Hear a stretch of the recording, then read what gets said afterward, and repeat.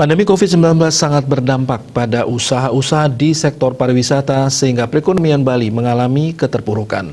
Kedepan untuk mengurangi ketergantungan terhadap pariwisata, musibah pandemi ini harus dijadikan momentum untuk membangkitkan bisnis lokal, tentunya disertai penerapan prokes dengan ketat agar kesehatan dan ekonomi bisa berjalan beriringan.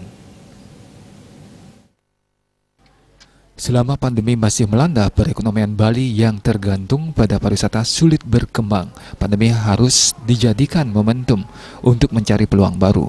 Dalam upaya terus bertahan, salah satu pengusaha perempuan asal Bali yang dulunya bergerak di bidang pariwisata, Nimade Ayu Sriwati, mengajak semua masyarakat terutama pelaku usaha untuk menjadikan musibah pandemi ini untuk membangkitkan usaha lokal supaya kedepannya usaha pariwisata dan bisnis lokal bisa saling menopang.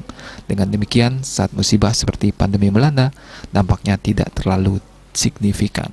Di masa pandemi, diakui membuka bisnis baru dirasakan sulit.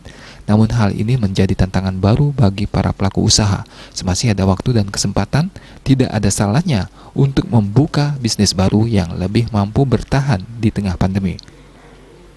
Kini dirinya beralih membuka bisnis warung makan lawar ayam karena saat ini bisnis ini yang masih menjanjikan.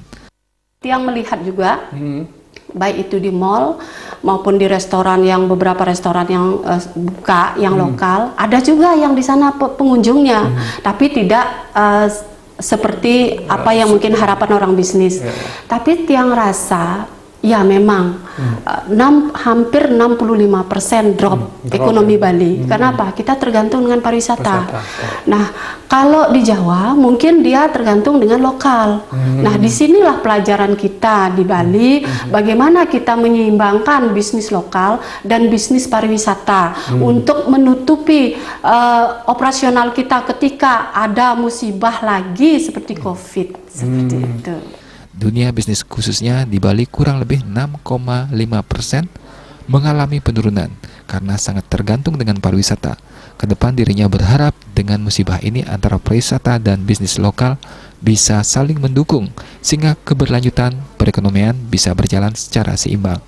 Diharapkan seluruh pemangku kepentingan terkait selalu taat prokes sehingga pandemi ini cepat berlalu. Putu Ratna, Bali TV.